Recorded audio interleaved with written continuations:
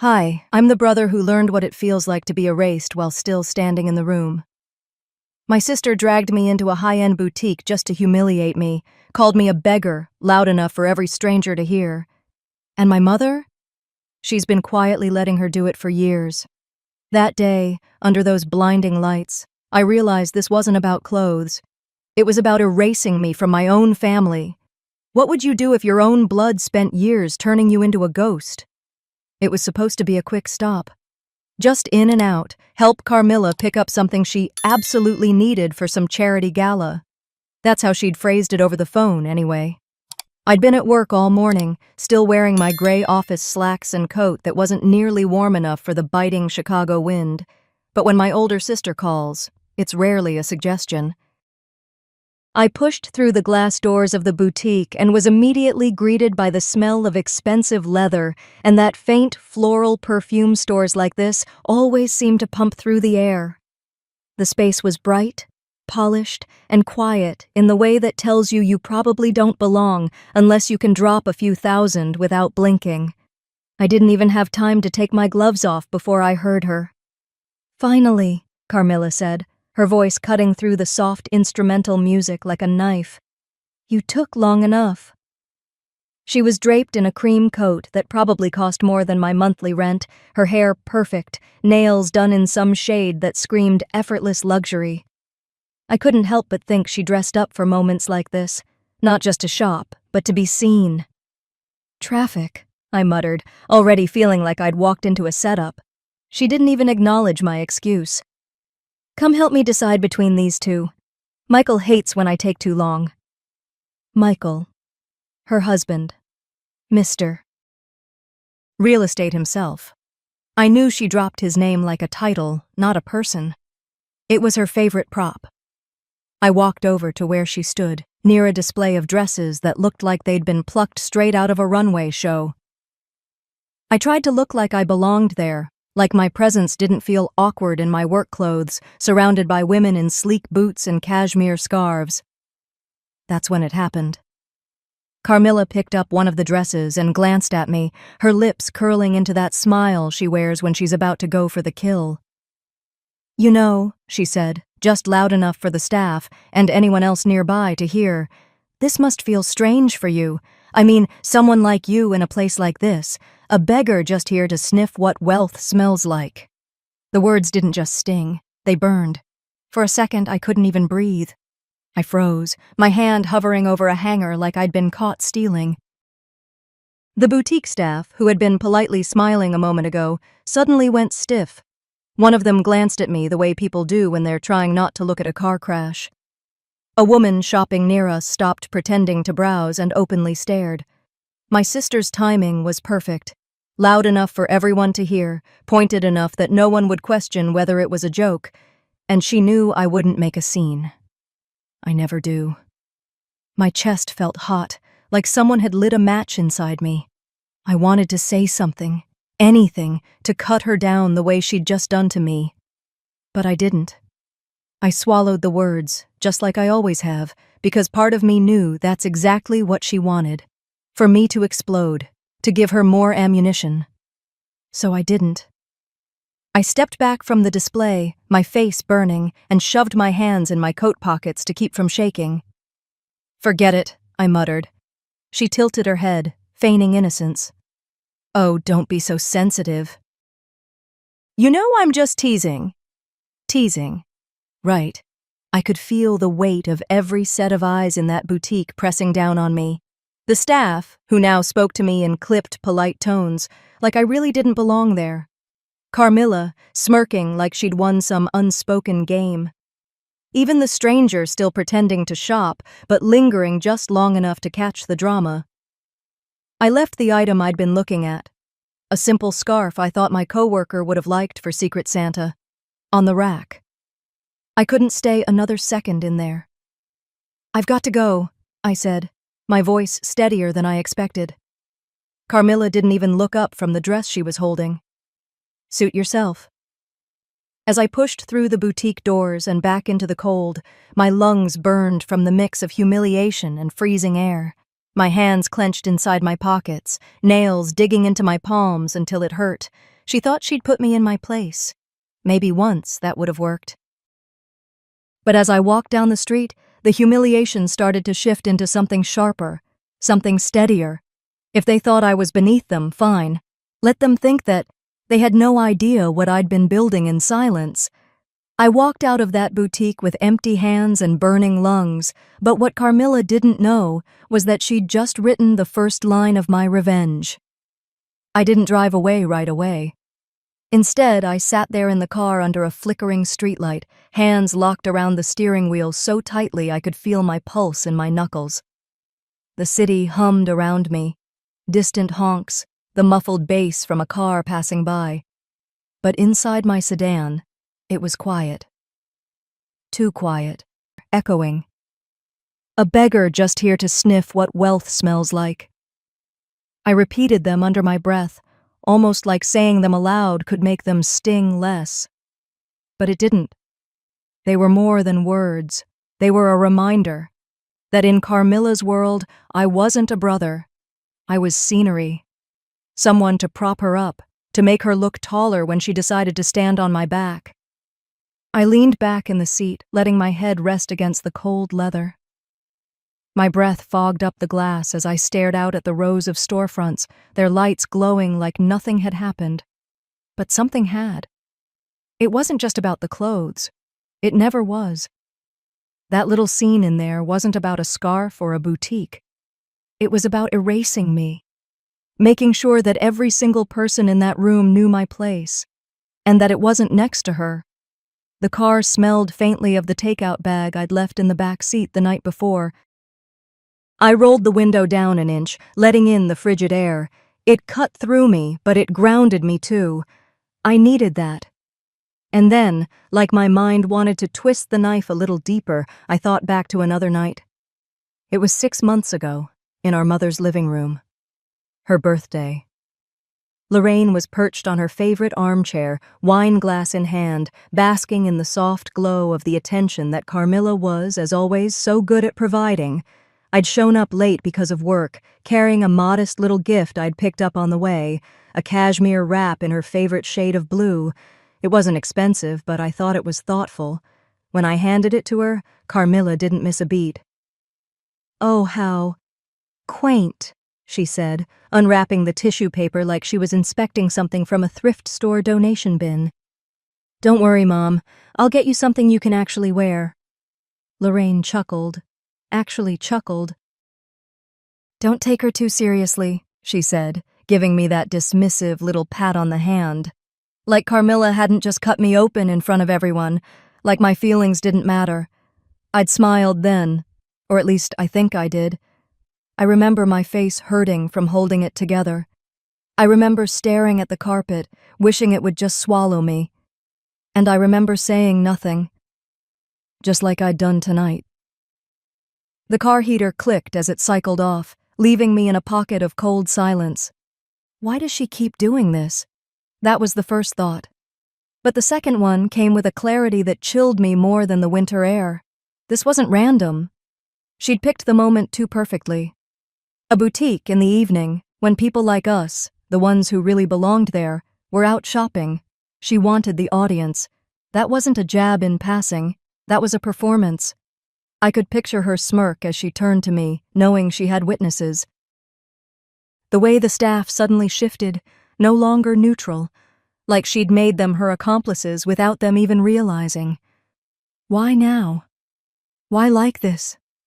I said the words out loud, my voice low, hoarse. She wanted to humiliate me. She wanted to make sure people saw it. Maybe it was for her own entertainment. Maybe it was to remind me, and anyone watching, exactly where I stand. I sat there, staring at the empty passenger seat, and felt something shift in me. I've been absorbing these blows my whole life, smiling through them, pretending they didn't matter while they piled up like bricks on my back. But sitting there, in that cold car with my breath hanging in the air, I realized I was done. If she wanted witnesses, then so would I. But next time, it won't be me standing there with my head down. I closed my eyes for a moment, gripping the wheel again, but this time not out of anger, out of focus. That night, staring at the empty passenger seat, I knew one thing. Carmilla wanted a show. I'd give her one she'd never forget. By the time the sun crept through my blinds, I hadn't slept more than an hour. I stayed up turning over every word Carmilla said at that boutique, replaying them until they blurred with all the other jabs she'd thrown at me over the years. I stared at the ceiling, wondering how many times I'd let her get away with it, because I thought keeping the peace mattered more than defending myself. Eventually, I swung my legs off the bed, feet hitting the cold floor with a thud. My apartment was still and gray in the early light, boxes of files by the kitchen counter reminding me of projects I hadn't touched. I grabbed a stale cup of coffee from the pot I'd left overnight, took one sip, and poured the rest down the sink. I couldn't stop thinking about Dad, what he'd say if he saw me last night. He'd built a name for himself in this city, the kind of man who commanded a room without raising his voice. And me? I'd just stood there, humiliated, like a prop in Carmilla's theater. That thought made my stomach turn. I grabbed my jacket and keys before I could talk myself out of what I was about to do. The family house was only a 20-minute drive away, but it felt like crossing a border. I hadn't been there since Carmilla's last dinner party, when she held court like a queen and I faded into the wallpaper. Pulling into the driveway, I sat for a moment, staring at the familiar front porch, chipped paint still clinging to the railings Dad had promised to fix 100 times. It smelled faintly of pine and winter dust when I stepped inside. I didn't tell anyone I was coming. I had an excuse ready if Carmilla asked, retrieving some of Dad's old books, but the truth was messier. I needed to see his study. It open, the scent of leather and old paper hitting me like a memory I didn't want to unpack. Everything was where he left it. Shelves lined with business journals, his heavy mahogany desk stacked with yellowing folders. I ran my fingers over the desktop before pulling open the drawers. That's when I saw them. Thin binders with his handwriting scrawled on the covers. Investment summaries. Asset lists. I sat down, flipping through them. At first it was numbers and notes I barely understood. But then I saw it. Carmilla's name. Again and again. Attached to accounts I'd assumed belonged to both of us. My throat tightened. "Why is her name here?" I whispered, like saying it out loud would make sense of it. These weren't small things. These were properties, stocks, pieces of Dad's legacy. And my name? Absent. I felt a mix of nausea and heat rising in my chest. He'd promised me, promised us, that everything would be fair. So why did it look like Carmilla had walked off with the lion's share while I was left with scraps? I packed the papers neatly into a bag, my hands shaking slightly as I zipped it shut. Before I left, I glanced at the photo of Dad on the wall. Him in his prime, hand on Carmilla's shoulder, smiling like she was his proudest accomplishment. I wasn't ready to go home yet. Something kept gnawing at me, so I walked across the yard to Marjorie's place. She'd been our neighbor since I was a kid, the kind of woman who noticed everything but rarely said much. She answered the door, bundled in a cardigan, her sharp eyes softening when she saw me. "Well, if it isn't the elusive one," she said, ushering me inside. We made small talk over tea until I finally blurted, "Did you ever notice Carmilla meeting with Dad's friends before he passed?" Her lips pursed. "Oh, honey, notice. She hosted them. Private dinners, little soirees. That girl knew how to work a room." "You think those old associates came by just for Gerald?" She shook her head. "No, dear. Carmilla was planting seeds, long before any of this." It hit me like a punch. While I'd been busy surviving, she'd been quietly building an empire out of his shadow. Every humiliation, every joke, every slight, it wasn't just cruelty. It was strategy. I left Marjorie's house with my jaw clenched, the cold air biting at my face. The papers in my bag felt heavier than they were. This wasn't just about last night. This wasn't even about a boutique or a scarf or a crowd of strangers watching me burn. This had been happening for years, one quiet cut at a time, and I'd let her write my role in this family as the failure, the afterthought. Not anymore. If Carmilla had been scripting my role in this family as the failure, then it was time I rewrote the entire play. I sat in my car outside the estate for a long while, engine off, listening to the ticking of cooling metal. My fingers drummed on the steering wheel, but it wasn't nerves, it was containment. I'd been here 1,000 times, but the house felt different now. It wasn't just home. It was the stage where my story had been rewritten without my consent. And today, I wasn't going to leave quietly. The driveway crunched under my shoes as I walked up. The house was as pristine as ever. Perfectly trimmed hedges, fresh paint on the shutters. It almost made me laugh, all that effort to keep up appearances while the truth rotted inside. The front door was unlocked, like it always was. I stepped in and caught the faint smell of lavender polish and brewed tea. Mom was in the kitchen, of course. She had this way of busying herself with little tasks whenever the air turned heavy, as if polishing a silver spoon could erase what she didn't want to confront. She looked up as I entered, offering that carefully measured smile. "Darling, you came back. Twice in one day." "That's rare." "I needed to talk to you," I said, keeping my tone even. "Oh?" She turned back to the kettle, pretending to fuss with the water. "Well, tea first. Everything's better with tea." I leaned against the counter, watching her avoid my eyes. "I went through Dad's study earlier. Found some things I didn't expect." That made her hands pause, just for a second. "Your father kept plenty of old paperwork. I wouldn't take too much stock in it. You know how he was with his notes." These weren't just notes. I slid the folder I'd taken from the study onto the counter between us. There are accounts, properties, investments, all in Carmilla's name, not mine. She finally turned to look at me, her expression tight, lips pressed into a polite line. "You've always been so independent, sweetheart. We assumed you didn't want the burden of managing those things. You've built your own life." Independent. That word again. It sounded nice, like a compliment, but I heard what she wasn't saying. Expendable. "That's not how Dad saw it," I replied, holding her gaze. "He told me once that everything would be fair, but it's not. And I can't believe this was some oversight." Her eyes flickered, the smallest crack in her calm. "Your father only wanted what was best for you both." "No," I said sharply. "That's not an answer." She sighed, and finally set the spoon down, leaning against the counter as if the weight of my words pressed her there. "Carmilla told your father you weren't interested in the family's legacy, that you said so yourself. He didn't want to force responsibilities on you that you didn't want." It hit me like ice water. "What?" "She said you told her once, years ago, that you wanted nothing to do with the business or the estate." I stared at her, my jaw tightening. "And you believed her?" Her eyes softened, almost pleading. "She's always been proactive." "Your father trusted her judgment. I thought she was helping keep the peace." I laughed. I couldn't help it.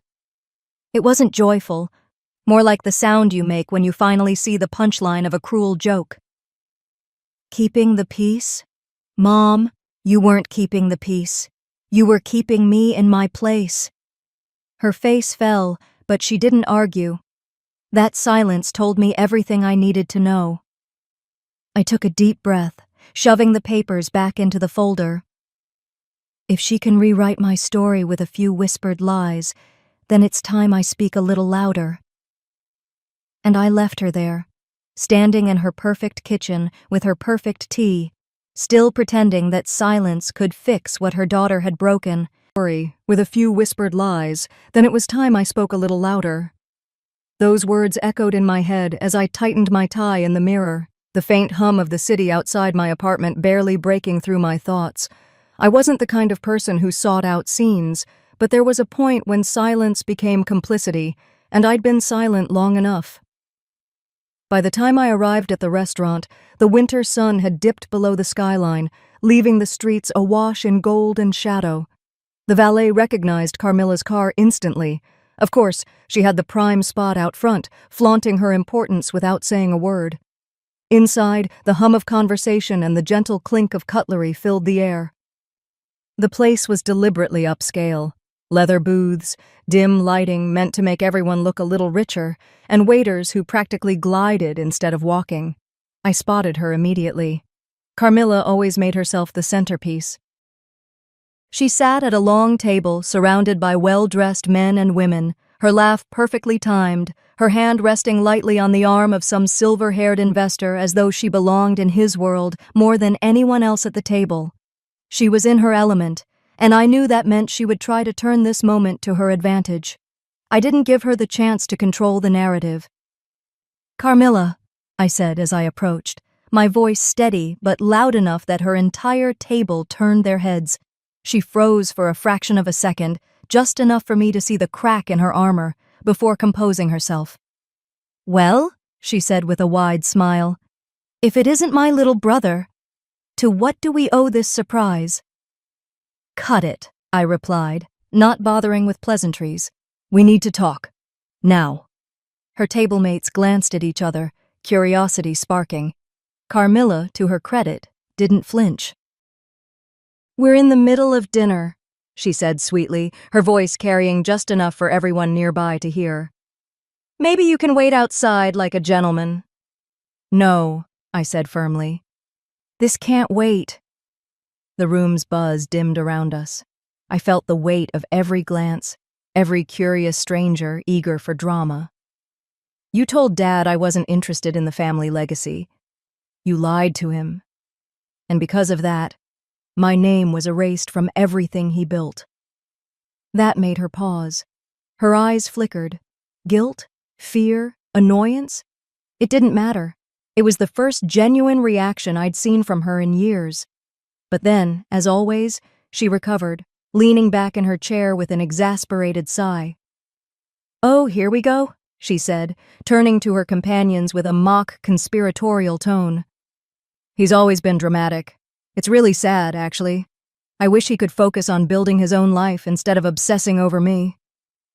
Laughter rippled around the table, polite, hesitant, but enough to sting.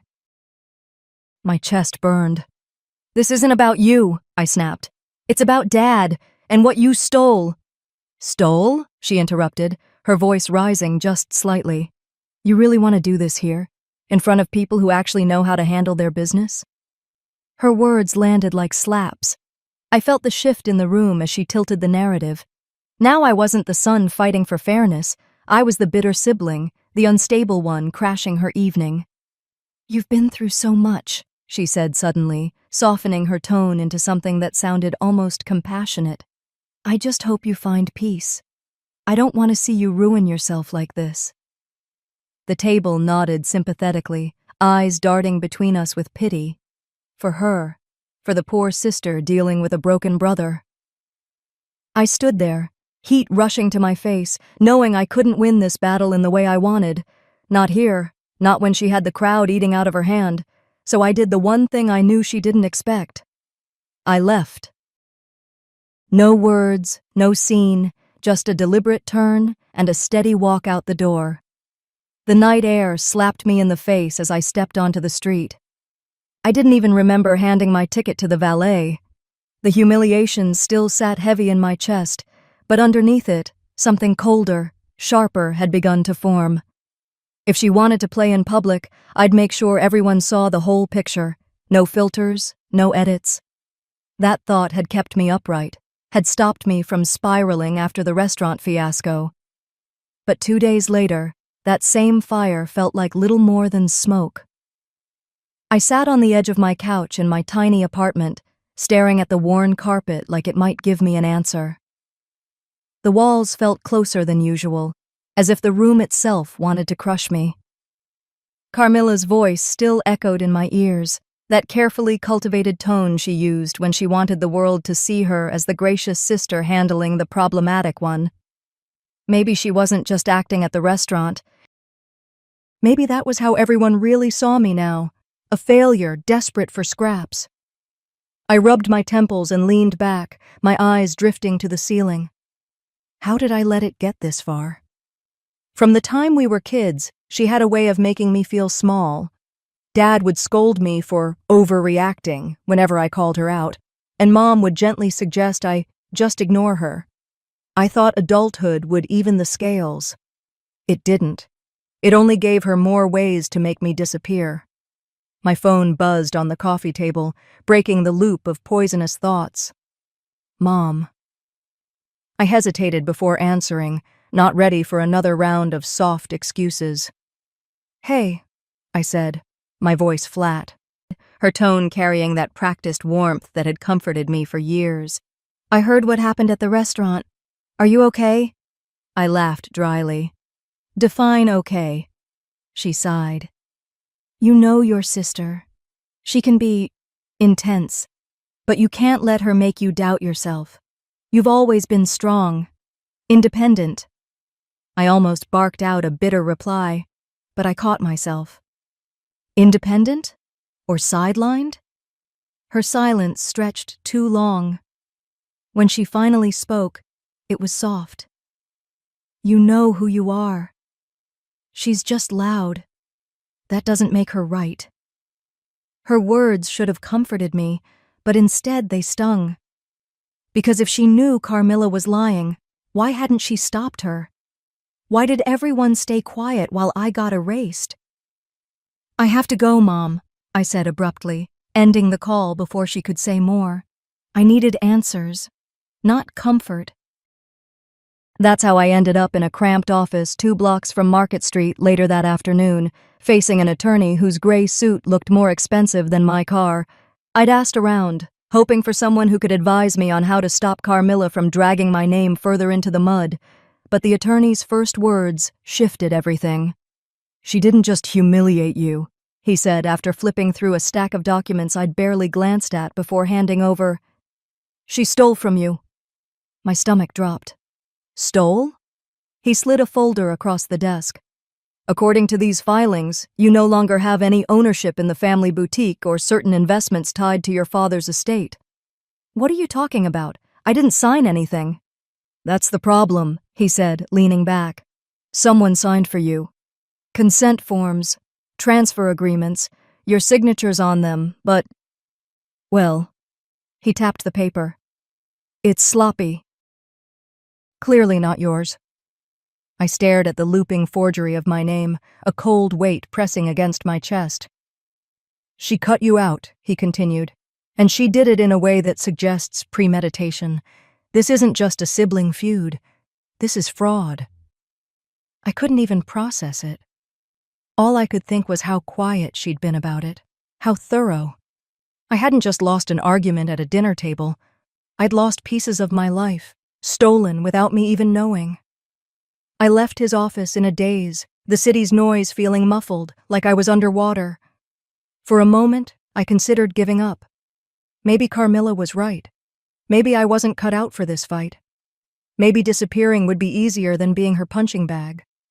But when I sat at my kitchen table that night, I opened the folder again. My forged signature stared back at me. And for the first time in days, the numbness broke. If she wanted me gone so badly that she had to lie and steal to make it happen, then she was afraid of me. And fear meant leverage. She thought I'd roll over. But if she wanted a war, she just handed me the first weapon. 2 days later, I sat in a corner booth of a quiet coffee shop in San Francisco, my laptop open and a stack of manila folders spread across the table. The smell of burnt espresso and faint cinnamon clung to the air. I had always thought of pain as consuming, like a fire you couldn't put out.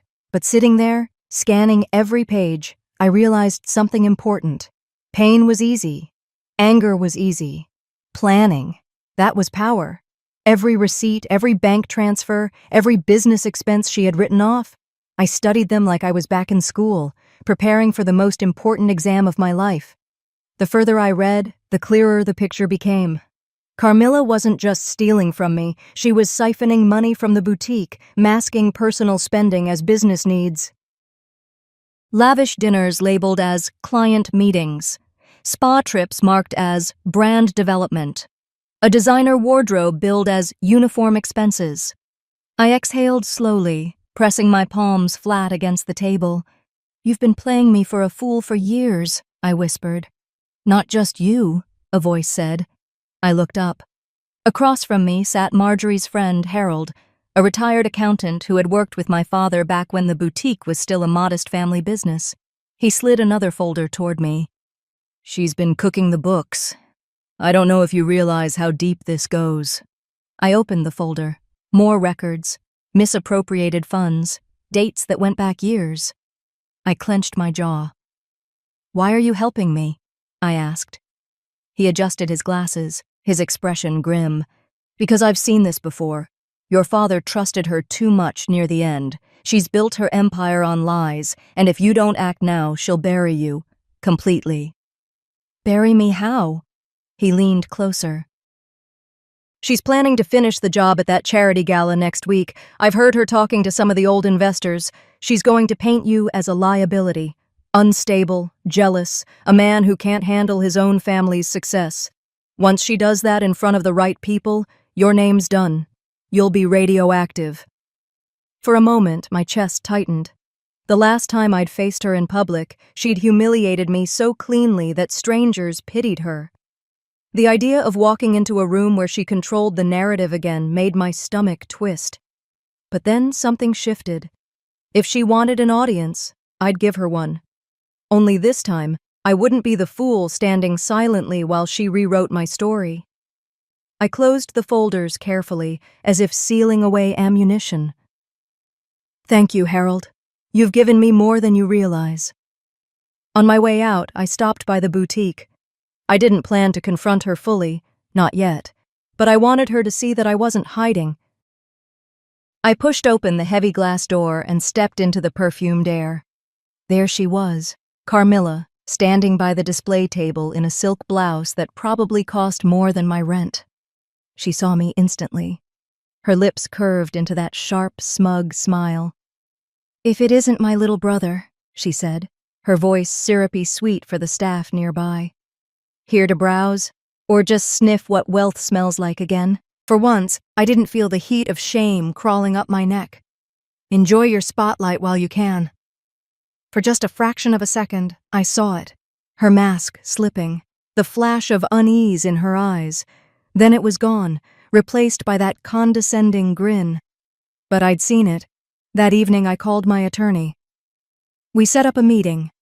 I wanted everything documented, every misstep she'd taken, every forged paper lined up like dominoes. As I hung up, I sat at my kitchen table, staring at the city lights through my window. She thought she had the script, the stage, the final say, but I was already writing the ending. She thought she was preparing for her grandest performance. She didn't know I was writing the finale. 3 days later, I stood at the entrance of a hotel ballroom so bright and polished it could have been a movie set. Chandeliers hung like golden webs, and the chatter of San Francisco's best and brightest buzzed beneath them. I adjusted my tie, a modest charcoal suit, nothing flashy, but sharp enough to look intentional. I wasn't here to blend in. I was here to reclaim my place. As I walked toward the registration table, I caught the way people glanced at me, then quickly looked away. Whispers had a way of spreading fast in these circles.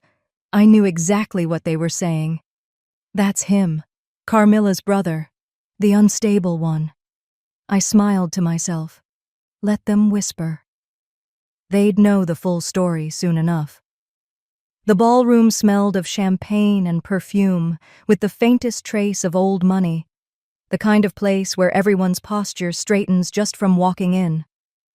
I scanned the room, spotting Carmilla near the stage, draped in an emerald gown that probably cost more than my car. She was holding court with donors and investors, laughing in that perfectly rehearsed way of hers. When her eyes met mine across the room, she didn't falter. Her smirk widened. Game on. I moved slowly, deliberately, greeting a few familiar faces, letting the anticipation build. This wasn't about barging in and screaming. It was about timing. When the lights dimmed, the MC took the stage, and Carmilla floated up like she owned the world. The applause swelled as she grabbed the microphone. "Thank you all for being here tonight," she began, her voice smooth as velvet. "This isn't just about charity. It's about vision, leadership, and what happens when a dream is nurtured with love and hard work." I nearly laughed. Love and hard work. That's what she called siphoning money from our family business. I stood at the edge of the crowd, listening as she spun a story that erased everyone but herself. "I built this boutique into what it is today," she said, "and I did it by putting people first." "No," I thought. "You did it by putting yourself first." As the applause thundered again, I stepped forward. My heart pounded, but my voice was steady when I spoke. "Funny," I said loudly enough for the nearest tables to turn. "I don't remember fraud being part of the boutique's mission statement." The room went dead silent. Carmilla froze. Just for a moment, a flicker, before her mask slipped back into place. "Excuse me?" I walked closer, pulling a folder from my jacket. "You didn't just humiliate me, Carmilla. You stole from me. From this boutique. From everyone who believed in you." Gasps rippled through the audience. I opened the folder, laying out copies of bank statements and expense reports on a nearby table for all to see. "These are business funds," I continued, "used to pay for that gown you're wearing, those vacations you brag about, those dinners you call meetings." She laughed, too loudly. "This is ridiculous. He's just bitter. You all know how dramatic he can be." Before I could reply, a voice rose from the crowd. "He's not lying." Every head turned toward the back of the room. The boutique's owner, the very person Carmilla had paraded as her biggest ally, stepped forward. "We've been investigating her for months. What he's saying is true." And just like that, the tide shifted. The whispers turned into sharp, angry murmurs. People who had been smiling at Carmilla minutes ago now glared, whispering words like embezzlement and lawsuit. Her face drained of color. "You can't do this," she hissed, her voice low, but I heard the tremor. I leaned in. "You wanted an audience. Now you have one." She stammered, trying to fight back, but the evidence spoke louder than her lies. The MC awkwardly called for a break, but the damage was done. Her perfect image crumbled in front of everyone. I didn't stay to watch the full fallout. I didn't need to. She wanted an audience. Now she had one, and they were watching her burn. It had been a week since the gala, but the echoes of that night were still everywhere. I sat at my kitchen table, sunlight creeping through the blinds, a lukewarm cup of coffee resting between my hands. My apartment was quiet, the kind of quiet that felt earned. The news had done most of the work for me. Headlines rolled across my phone every morning. "Boutique heiress under investigation for embezzlement. Carmilla's empire in shambles. Local socialite faces fraud allegations." I didn't read them in full anymore. I didn't need to. I knew enough. When the fallout came, it came fast. Donors pulled out. Investors demanded their money back. Her so-called friends, the ones who filled her world with laughter and clinking glasses, scattered like birds at the first sign of a storm. I should have felt victorious, maybe even smug, but I didn't. I just exhaled, a long, quiet release I'd been holding for years. My phone buzzed, breaking the silence. I answered without looking at the screen. "Hello?" "Son." A warm but tired voice came through. "Lorraine." My mother. For a moment, I debated letting it go to voicemail, but I didn't. "I heard you've been busy," she said softly. "That's one way to put it." A pause. "You know I never wanted it to get this far. I just wanted peace." Word felt like a weight in my chest. I almost laughed. Keeping the peace, Mom. That's what you call letting her rewrite me out of the family? Out of Dad's legacy? Her silence said more than words could. I saw those papers, I continued, my voice low but steady. You knew she'd lied to Dad. You let her. She told me you didn't care, she whispered, that you didn't want to be involved. And I believed her. Maybe because it was easier than facing how wrong she was. I wanted to be angry, but all I felt was tired. Mom, I said, you don't have to explain. I get it now. You've always picked the path with the least noise, but I can't live my life like that anymore. Her breath hitched, and for once I heard something real in her voice. I'm sorry. I didn't forgive her. Not then, maybe not ever, but I didn't need to. Take care of yourself, I said, ending the call. Later that afternoon, my phone rang again. This time, it was the boutique's owner, the same man who'd stood beside me at the gala when everything came crashing down for her.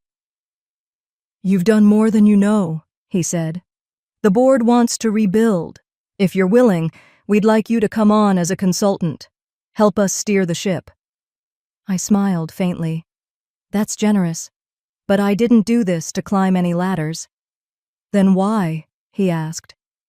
To stop sinking, I replied, and I meant it. After the call, I stood by the door and noticed them. The shoes, the cheap, scuffed pair I'd worn the day Carmilla humiliated me in that boutique. They were still there, pushed up against the wall like they didn't belong. That day, I'd wanted to burn them, erase every reminder of what she'd made me feel.